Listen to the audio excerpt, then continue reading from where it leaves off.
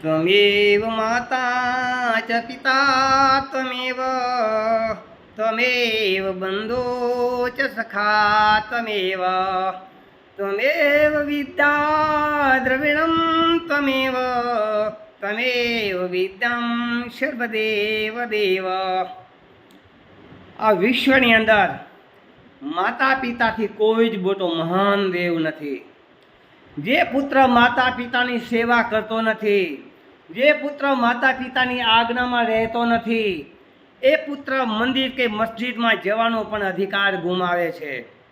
જે પુત્ર માતા પિતાને હરદૂત કરે છે, એ પુત્રને તીર્થ યાત્રા કરવાનો કોઈ અધિકાર નથી।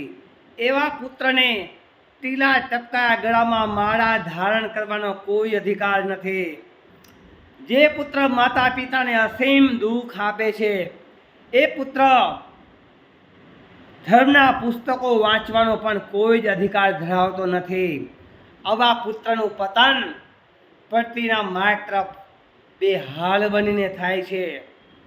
માટે હે મિત્રો, આજે દુઃખ સાથે કહેવું પડે છે કે આજે શ્રવણ ખોવાયો છે, આજે શ્રવણ ખોવાયો છે, શ્રવણનું કાવડ ખોવાયું છે, અને આજે વૃદ્ધાશ્રમો છલકાયા છે।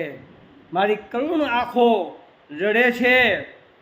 વૃદ્ધાશ્રમોમાં માતા પિતાની હાલત જોઉં છું ત્યારે ખરેખર ખૂબ દુઃખ અનુભવું છું, ખૂબ દુઃખ અનુભવું છું।